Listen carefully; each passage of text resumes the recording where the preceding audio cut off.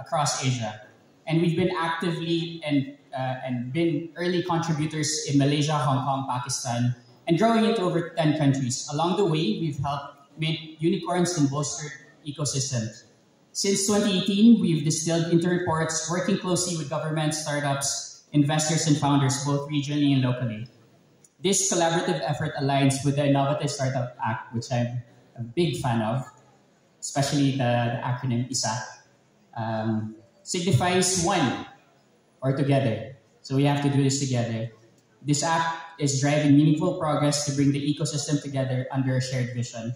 So let's give it a hand. Let's give a hand to DOST, DICT, DTI, NEDA, NDC, and all for making this happen and with actionable roadmap steps now.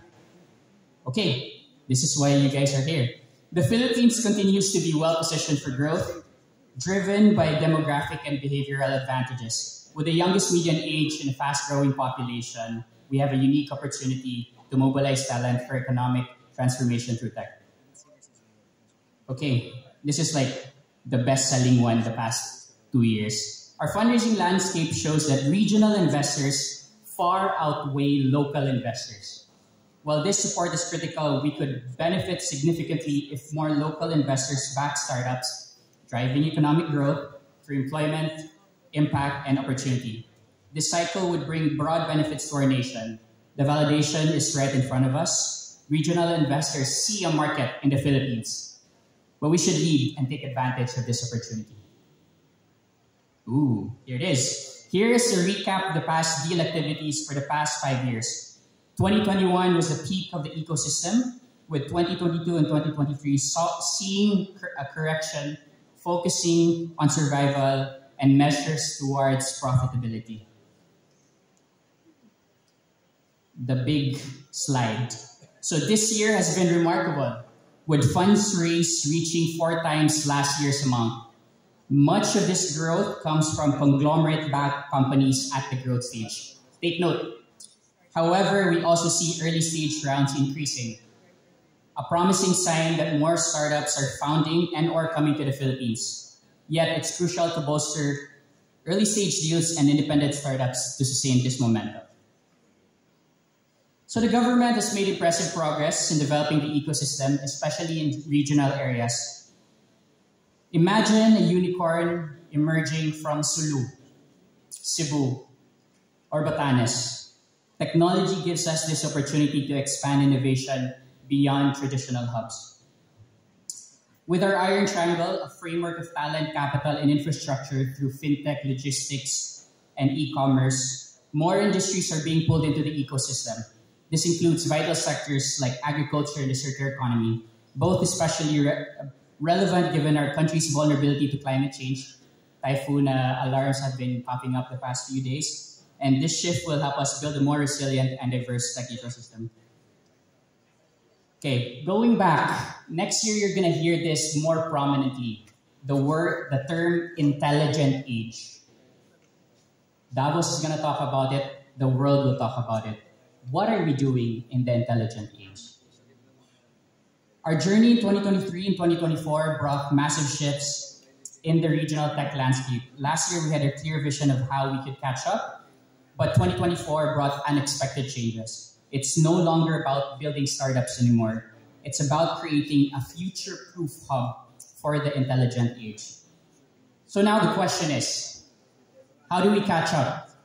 Do we aim to be like Vietnam or Indonesia, where local entrepreneurs thrive, or like Thailand, where conglomerate-led innovation takes precedence? Both paths have merits, but we must stay the course to accelerate and build an inclusive ecosystem that benefits all.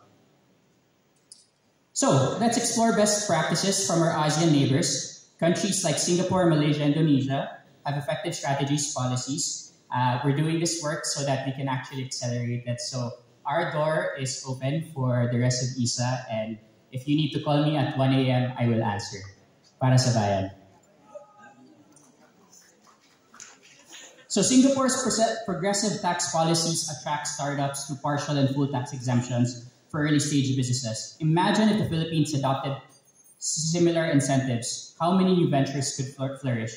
Additionally, Malaysia and Vietnam have set excellent examples in ecosystem support, particularly in creating a favorable regulatory environment and talent development. Together, these models provide a valuable framework for us to consider. I love this one. We don't have, you guys don't have to travel anymore. We reduce our emissions. You get to see which best practices we can actually tap for the Philippines, and this is based on considerations for the Philippines. In Singapore, various practices foster innovation and attract startups, and we've developed a white paper. Giselle actually requested this from me. We have created a white paper already for both startup visas and taxes that we can immediately, hopefully, implement as soon as possible. So that's Singapore, and of course, there. Thailand's focus on talent has been a core driver of its innovation. Talent is the lifeblood of any thriving ecosystem, and we would love to work with the ecosystem to develop laws and policies that prioritize and nurture Filipino talent. Okay, so this is our love letter this year. To strengthen our ecosystem, we've initiated a community-driven Philippine startup database. We invite everyone here to join us in building this platform, which can serve as a valuable resource for decision makers, aspiring founders, curious investors regionally, and policy champions. Together, we can create a thriving tech community. So if you're interested, we started the framework. If anyone wants to join, let's build it. We'll love to moderate it, but this is really for us to build together. So to make this leap, we need to prioritize policy reforms, investment in talent and education, infrastructural support. On the horizon lies an immense opportunity. We have the demographics, the creativity, and the entrepreneurial spirit. The time to invest, build, and act is now. With commitment and collaboration, the Philippines can emerge as a powerful player in the ASEAN tech landscape. The demographics and market is there. Together, let's unlock this. And as we conclude, I invite you all to read the Philippine Horizons report. We stand by our philosophy of innovation without boundaries, supporting founders, investors, and champions of innovation in moving the Philippines forward. The Innovative Startup App, or ISA, I love ISA, it embodies a powerful message, one, or together in Filipino. In this spirit, let us come together to build an ecosystem that is resilient, inclusive, and forward-looking. Ego, pride needs to take a backseat. We need to work together. This is our now or never moment to create a future where innovation is not just a goal, but a means of bringing together the diverse talents, dreams, and ambitions of our nation. Together, let's drive the Philippines to new heights with a vision to not only compete, but lead in the global stage. Mabuhay ang Pilipinas, Philippines to the world. Good morning. Thank you.